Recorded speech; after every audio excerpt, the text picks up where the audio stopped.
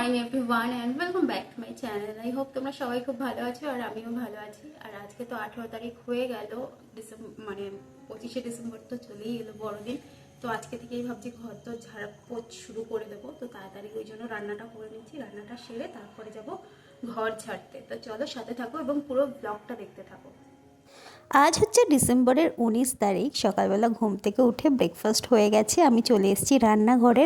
তাড়াতাড়ি রান্নাবান্না সেরে নেব, কারণ ঘরের কাজকর্ম করতে হবে আজকে, মানে ঘর ছাড়তে হবে। মাঝখানে একটু ছাদে এসেছিলাম ধনেপাতা নিতে, আর ফুলগুলোও তোমাদের দেখিয়ে দিলাম। করেছিলাম ডাল, চিংড়ি মাছের মাথার বড়া আর ডিমের ঝোল। ডিমটা অমলেট করে তারপর কারি করেছি। রান্নাবান্না সেরে লেগে পড়েছি ঘরের কাজে। প্রত্যেক বছর বড়দিনের আগে ঘরটাকে ডিপ ক্লিন করা হয়, এবছরও তাই হচ্ছে। আগে আমি ঘরটাকে ভালো করে ঝেড়ে নিচ্ছি, ঝুল ঝেড়ে নিচ্ছি। আর এই হচ্ছে ঘরের এখন অবস্থা, দেখো চারিদিকে সমস্ত কিছু ছড়ানো। আগে ঘরটাকে ভালো করে ঝেড়ে নেব, তারপর আমি দেয়ালগুলোকে ভালো করে মুছবো। সেটা আজকে হবে না, সেটা কালকে করব। তারপর সুন্দর করে ঘরও সাজাবো। অনেক কিছু জিনিসপত্র আমার কেনা আছে ক্রিসমাসে ডেকোরেশন করার জন্য, তো সেগুলো সমস্ত কিছু তোমার সাথে শেয়ার করব। তো প্লিজ সাথে থেকো এবং ব্লগগুলো দেখতে থেকো। আর তারপরে আর কোনো রকম ভিডিও করা হয়নি। ঘরের কাজকর্ম সেরে স্নান করে খাওয়া দাওয়া করে একটু রেস্ট নিচ্ছিলাম। আর রাতে করেছিলাম লুচি। আর এটা হচ্ছে পরের দিন সকালবেলা। আগের দিন আর কোনো রকম ভিডিও আমি শ্যুট করতে পারিনি, একটু টায়ার্ড ছিলাম।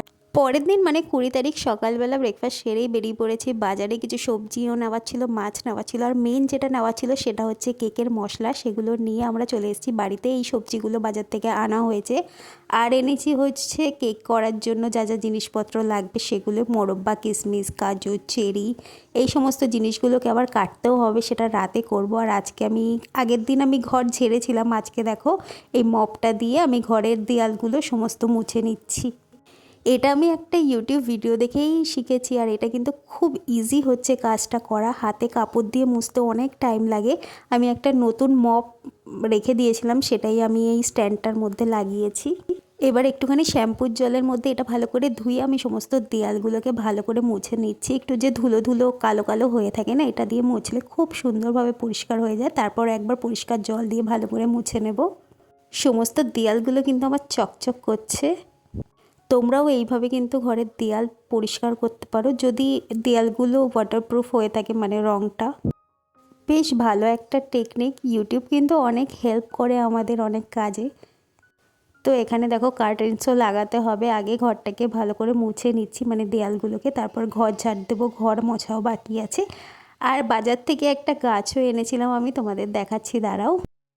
এই দেখো সেই গাছটা, এইটা একটা চন্দ্রমল্লিকা গাছ। আমার একটা টপ এখানে ফাঁকা ছিল, তার জন্য একটা গাছ নিয়ে এসেছি। আর কুড়ি ভর্তি গাছটায়, যখন সমস্ত ফুলগুলো ফুটবে কি ভালো লাগবে দেখতে।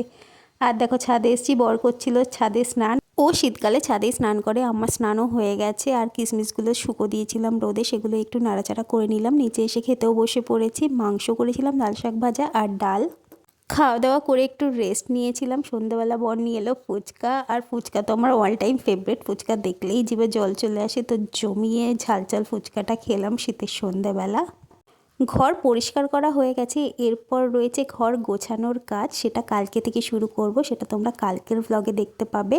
আর আজকে এই যে কেকের যে জিনিসগুলো এনেছিলাম সেগুলোই কাটাকুটি করে নিচ্ছি। এখানে মোরব্বাগুলো কেটে নিচ্ছি, কারণ এগুলোকে রোদে শুকাতে হবে। তো চলো নেক্সট ব্লগে আবার দেখা হচ্ছে, টাটা।